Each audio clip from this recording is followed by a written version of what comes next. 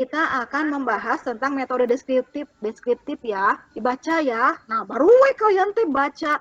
Yalah mending baca, kalau enggak misalnya nanti aja dan nanti pas ujian juga bisa misalnya kayak gitu.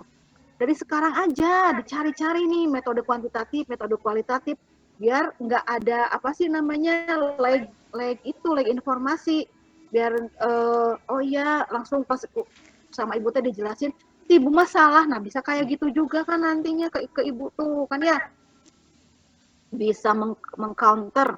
Nah, yang kuantitatif itu ada dua, ada eksperimen dan non eksperimen. Kemudian yang kualitatif itu ada interaktif dan non interaktif. Kalau yang eksperimen berarti itu ada uji coba ya, ada treatmentnya. Contoh eksperimen itu ada eksperimen murni, ada eksperimen kuasi, ada eksperimen lemah, ada eksperimen tunggal. Nah, umumnya anak-anak itu yang kuantitatif ngambilnya kuasi eksperimen. Karena itu, untuk yang eksperimen murni, ketika masuk dalam pembelajaran, itu biasanya lebih susah gitu. Karena proses validasinya, pengumpulan data sampelnya itu lebih rumit gitu, lebih lebih apa namanya? Jadi ada standar-standar yang harus dipenuhi. Kalau yang eksperimen kuasi eksperimen itu lebih lebih sedikit tidak terlalu rigid ya, tidak terlalu kaku dalam hal penentuan sampel, dalam hal perlakuannya gitu. Eksperimen murni mah perlakuannya teh harus sampai 7, ada yang 7, ada yang 5, ada yang 3, tergantung dari dosennya yang ketek. Kalau Pak Maul biasanya 7, Pak, karena beliau udah ini ya nggak di sini. Prof Herma tuh biasanya 7 kali eksperimen baru kemudian apa sih namanya boleh diolah hasilnya. Nah, yang eksperimen, quality eksperimen itu tidak serigid itu. Nah, yang non eksperimen itu biasa contohnya itu ada deskriptif yang tadi ya. Kemudian yang survei nih, yang paling banyak itu yang mana? Biasanya yang paling banyak itu yang deskriptif sama survei biasanya itu gitu. Yang paling banyak diambil oleh kalian itu yang komparatif, yang correlation itu sedikit tidak terlalu banyak diambil. Umumnya ini ngambilnya di deskriptif sama survei. Buku deskriptif itu masuknya di ini bukan tadi kata ibu kualitatif, misalnya kalian menanyakannya seperti itu ya. Kan tadi deskriptif yang tadi rumusan masalah ya, bukan deskriptif yang metode ya. Ini mah masuknya ke metode deskriptif. Kalau deskriptif yang tadi itu merumuskan masalah. Kalau deskriptif yang ini masuknya ke metode. Nah, umumnya banyaknya ngambilnya yang ini nih. Di antara ini yang paling mudah, boleh kan mungkin kalian bertanya seperti itu. Nah, ibu jawab, gak ada yang paling mudah sebetulnya. Tapi yang tidak terlalu membuat kalian repot. Nah ya, untuk pelaksanaan ya, untuk pelaksanaannya survei. Kalau survei itu kan kalian bisa pakai Gform gitu ya. Masihin aja Gform. Misalnya untuk mengetahui pemahaman misalnya pemahaman guru pemahaman guru terhadap pelaksanaan kurikulum merdeka gitu di Kabupaten Sumedang gitu ya. Berarti semua kan populasinya berapa ya, nanti tinggal dihitung, sampelnya berapa nanti tinggal dihitung, disurvei langsung, udah diolah gambarannya kayak gimana, udah selesai kalau survei mah. Nah, umumnya makanya ngambilnya antara ini nih, survei sama deskriptif anak-anak teh karena kan berbatas waktu ya. Ini yang kuantitatif. Ini contoh-contoh metodenya saja ya. Kita akan bahas kesininya nanti detailnya ya. Sekarang mah nanti kalian coba cari-cari dulu, cari-cari nih yang dimaksud dengan deskriptif apa, kayak gimana, yang eksperimen tuh kayak gimana gitu. Dibaca aja dulu ya, di literasi.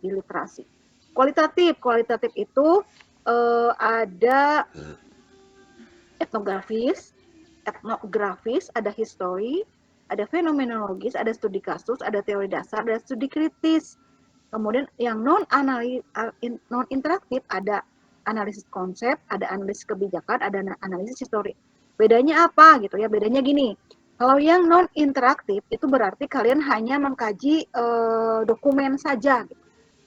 Misalnya analisis konsep nih, kalian ingin menganalisis apa? Analisis konsep apa? Misalnya di Sumedang itu ada apa ya yang berhubungan dengan IPS? Sindiran, kalau nggak salah di daerah mananya ada luka sindir menyindir misalnya. Aku tuh ingin meneliti itu. Jadi analisis konsep gotong royong misalnya, analisis konsep gotong royong di kampung Ciganea misalnya ya, ada misalnya seperti itu. Itu kan non interaktif. Jadi yang dianalisisnya apa? Bukan orang-orangnya, tapi si konsep dari gotong royongnya gitu. Nah, kalau yang etnografis mah justru yang dianalisisnya itu adalah orang-orangnya. Misalnya eh, yang kemarin terakhir teh etnografis itu kearifan lokal, kearifan lokal di Rancakalong teh naonnya namanya teh ada kearifan lokal yang di Rancakalong kan ya. Ada terus ada juga yang tarian etnografis juga sama di cuma sayangnya memang kan ibu teh ente milih-milihnya, ente milih-milih mahasiswa yang mau sok kamu sama saya, sok kamu sama saya kan ya. Bukan sok kamu sama saya, di list gitu diajukan ke dosennya. Jadi ku ibu dijelaskan, nah anak itu teh nggak bimbingannya sama ibu. Dia ditempatkannya oleh kaprodinya di tempat yang lain gitu. Sebetulnya milih ibu, tapi dia ditempatkannya dengan dosen yang lain gitu. Apa ya namanya kearifan lokal apa tari gambyong etnografis tarian gambyong itu kearifan lokal dan nilai-nilai kearifan lokal dari tari gambyongnya tuh dianalisis sama dianya pelakunya sejarahnya historinya tuh. Terus kalau fenomenologi mah berkaitan dengan fenomena yang ada sekarang kayak gimana tren sekarang. Ada yang meneliti juga terakhir kemarin teh fenomenologi teh diteliti oleh Luhut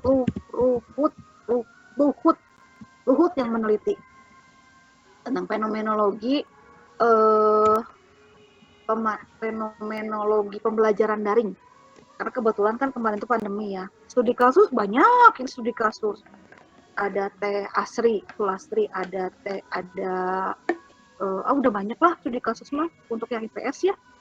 Udah banyak. Nanti yang ini kita bahas satu-satu nanti ya next pertemuan insya Allah. Nah sekarang contoh-contoh judul penelitian. Nah ini tuh coba lihat nih, mana yang kualitatif, mana yang kuantitatif.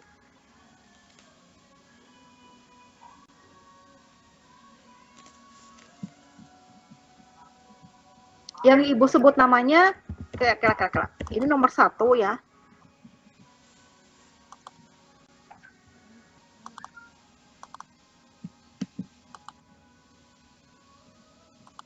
Ini mah meni warna-warni jadinya ibu hes hidung mereka. Nomor 1, nomor 2, nomor 3, 4, 5, 6. Yang kualitatif nomor berapa? Yang kuantitatif nomor berapa? Yang ibu sebutkan namanya, siap-siap ya, sok dibaca dulu. Kelihatan kan ya?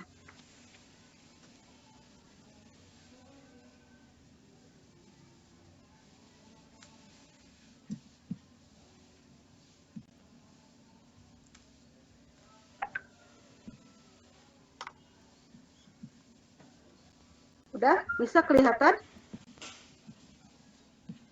Kelihatan ya?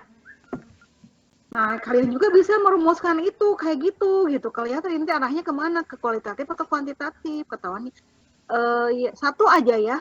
Satu kualitatif, satu kuantitatif. Boleh, bentar. Evita. Evita yang kuantitatif nomor berapa, Vita? Kuantitatif.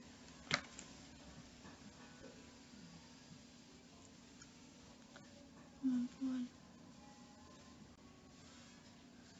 Hubungan antara motivasi. Kualitatif, iya. Iya, Ibu. Menurut saya kalau untuk kuantitatif untuk nomor 2, kualitatif boleh di nomor 1, Ibu. Nomor 1 apa? Kualitatif atau kuantitatif? Nomor 1 kualitatif. Oke, betul. Nomor 2 yang kuantitatif nomor? Untuk kuantitatifnya di nomor 2, Bu. Kuantitatif nomor 2. Analisis terhadap nilai-nilai karakter yang terkandung di dalam buku siswa. Itu kualitatif apa kuantitatif? Kuali. Ya, kuali. Bukan kuali itu ya, bukan kuali tempat itu ya, tempat bikin air. Nah, itu kenapa coba ya kuali? Soalnya kan itu kan udah jelas analisis. Terus karakter itu kan bukan nggak bisa diukur gitu teh Bu. Bisanya dideskripsiin. Nah, udah kelihatan dari sana ya. Sip, good. Yang pertama udah bagus ya Vita. Yang satu ya udah betul. Terus ini udah berarti nomor satu, nomor dua udah nomor satu, nomor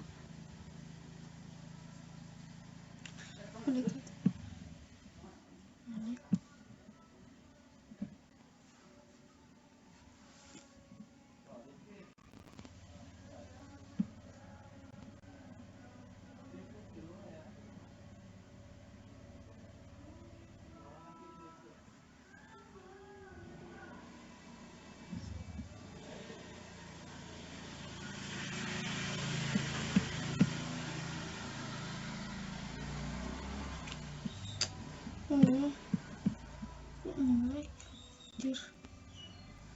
Kok mati?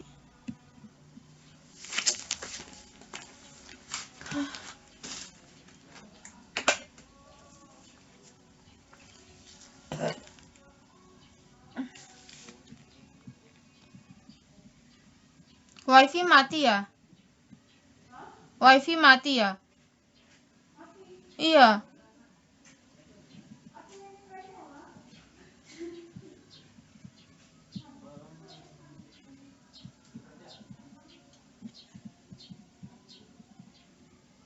Ya.